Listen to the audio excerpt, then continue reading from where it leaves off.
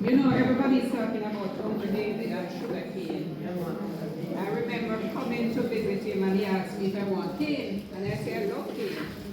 And you know, ever since I told him that I don't have to ask my uncle for cane, every time I visit, he has my cane for me.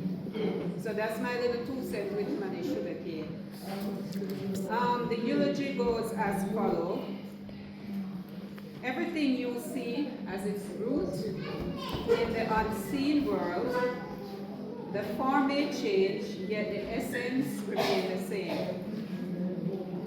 On the day of January 6, 1945, the common law relationship between Robert Gayle and Maud Peart produced the birth of their first child together, having him being the first child for his dad and the third child for his mom. They jointly share the joy of their first newborn, a happy moment to remember, and a joyous memory to treasure.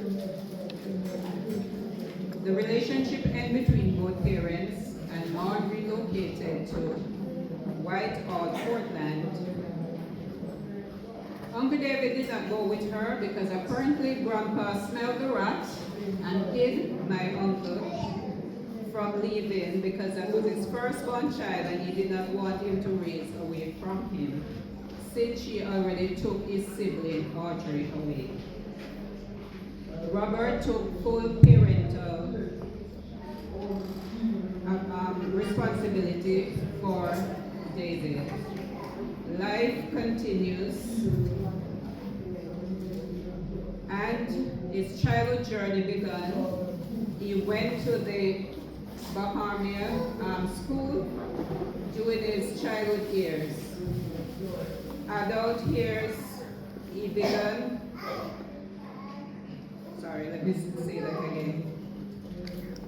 During his adult years, he was loved and admired by the ladies, and with his peaceful, humble, witty, and personality, he seeked the attention of the ladies. With his stern look and his smiley eyes, he gained the affection of Joyce Spence. They grew in love and shared a relationship that produced the union of his firstborn child, Marcia. The relationship ended between them both.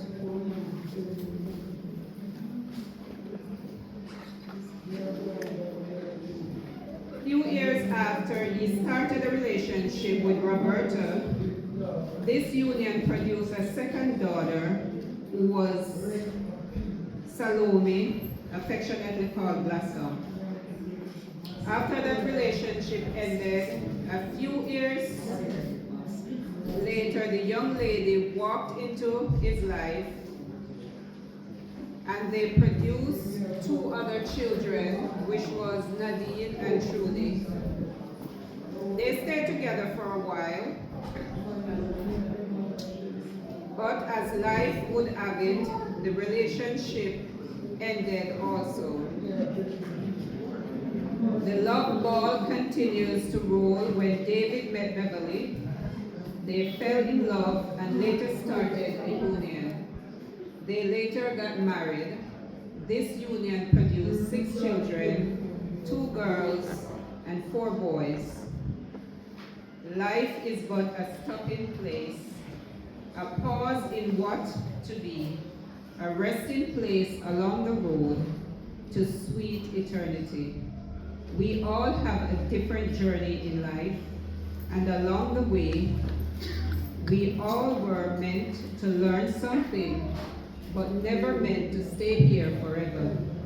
Our destiny is a place far greater than we know. For some, the journey is greater. For some, the journey is slow. And when the journey finally ends, we will claim a greater reward and find an everlasting peace together with the Lord. After ailment for some time, Uncle David was diagnosed with stage 4 cancer. Being the strong person that he was, he endures the pain and aches until his journey became slow. January 12th, he entered the hospital, and by January 13th, he took his last breath. The phone rang, the call came, and David was no more. David survived his wife Beverly, his 9 children, 4 boys and 2 girls, 20 grandchildren, and 14 great-grandchildren.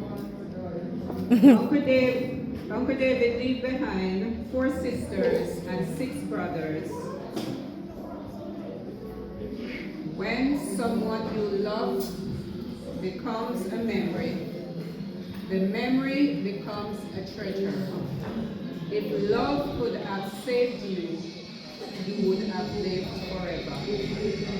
Grief is a price we all pay for love, but we know you will find love in the arms of the angel.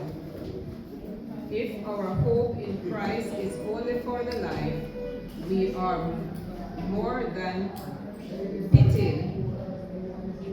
Uncle David, we love you. May your soul rest in peace, and God's light perfectly shines on you. That's the eulogy for him, and I just want to give a short little experience with my uncle. He was a very smart man, and he'd think very fast. And we have a lot of conversation. Somebody came up here before and said he could talk, and whenever he starts talking, you have to have nothing to do. That's true. And I remember him giving me the story, and he did not allow anyone to intimidate him. And that's why I'm giving this story. Because he had a case in court, and apparently when he went to court, the lawyer wanted to tell him that his story was not true. Uncle David requested of the judge to allow him to speak, and the judge gave him permission. And he said he asked the lawyer, "Where were you on such and such a date at such and such a time?" And the lawyer stopped and think. And then he said, "Oh, I think I was in Kingston at that time." And my uncle said to him, "So how is it that you're going to tell me my testimony is not true? I was eyewitness to it. You were all the way in Kingston. Could you stay in Kingston and see what I was seeing, sir?" And I said, "Uncle David, you did that?" He said, "Yeah." I said, "He wasn't scared of the judge." He said, "No, I have to let this man know that he wasn't there, I was there, so he's in no position to tell me that my story was not true." So please, for all who know my uncle, cherish his memory, because his memory will live on with us. Thank you very much.